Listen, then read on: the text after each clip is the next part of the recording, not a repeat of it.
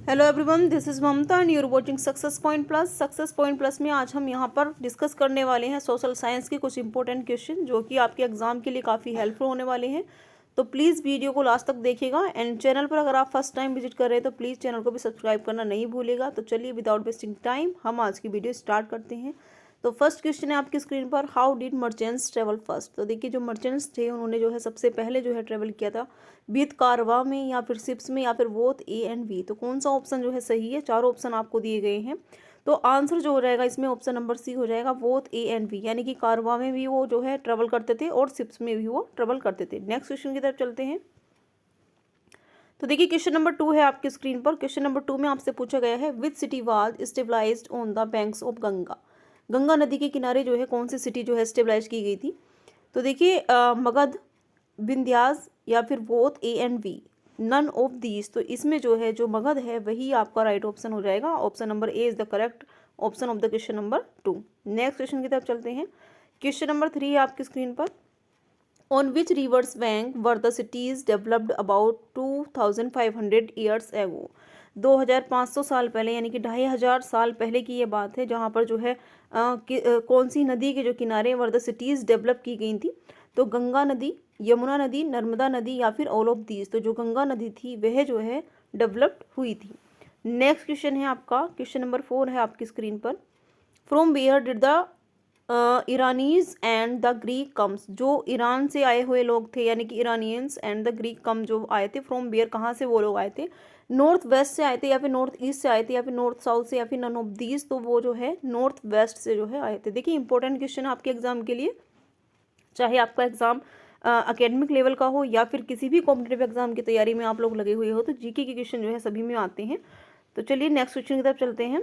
Question number 5 है आपके screen पर, which rivers bank did the people live along in ancient time. जो पुराना समय था यानी कि प्राचीन समय में जो है लोग जो है रिवर्स बैंक पर जो है रहते थे, गंगा या फिर नर्मदा या फिर सतलज या फिर नन ऑफ दीज। तो वो जो है नर्मदा नदी के जो है किनारे पर बसते थे या रहते थे। ठीक है, नेक्स्ट क्वेश्चन आपका क्वेश्चन नंबर 6 है।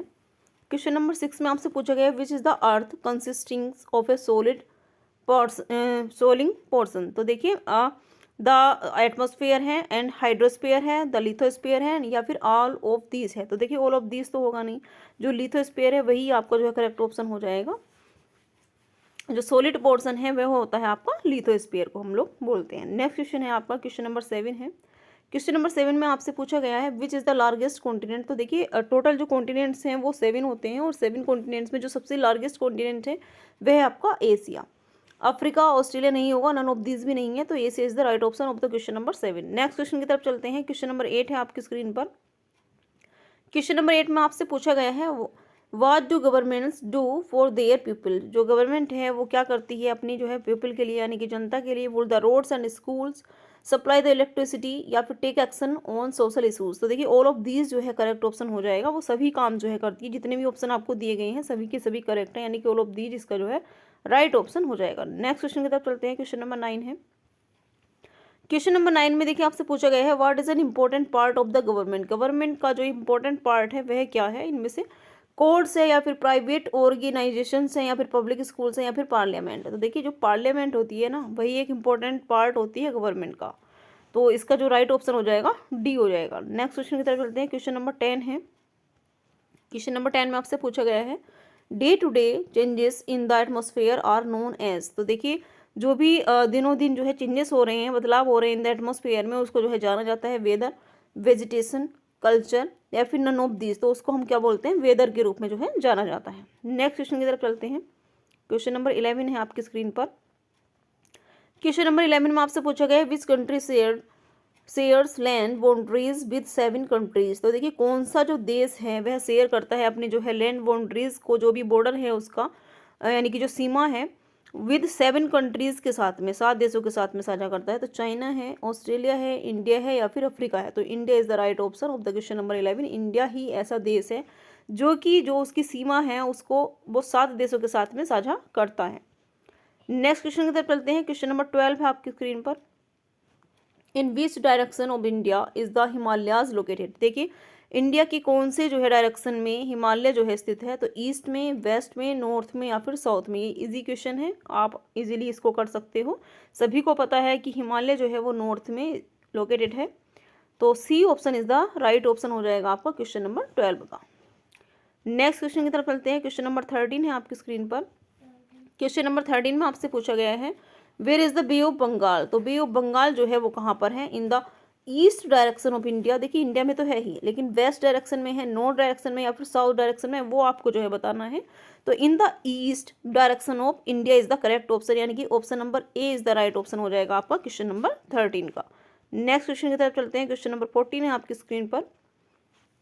क्वेश्चन नंबर 14 में आपसे पूछा गया है where does the Great Indian Desert. जो ग्रेट इंडियन डिजर्ट है वह कहाँ पर है? In the eastern part of India, यानी कि कहाँ पर जो है वो होता है? India eastern part of India में है, या फिर in the western part of India में है, नॉर्थर्न पार्ट ऑफ इंडिया या फिर साउथर्न पार्ट ऑफ इंडिया में है। तो देखिए जो आपका ग्रेट इंडियन डिजर्ट है वह आपका in the western part of India में है, यानी कि B is the right option हो जाएगा of the question number 14। Next question है और लास्ट क्वेश्चन है इस वीडियो का।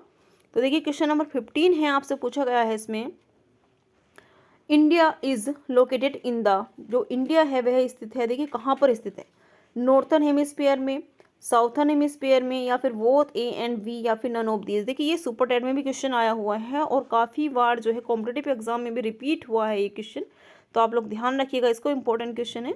तो जो इंडिया है वह नॉर्थर्न हेमिस्फीयर में जो है आता है, नॉर्थर्न हेमिस्फीयर, आप लोग ध्यान रखिएगा। तो क्वेश्चन नंबर 15 का आपका ऑप्शन नंबर ए सही हो जाएगा। देखिए वीडियो छोटी थी, क्वेश्चन कम थे, लेकिन जितने भी क्वेश्चन थे सभी इंपॉर्टेंट हैं आपके एग्जाम के लिए।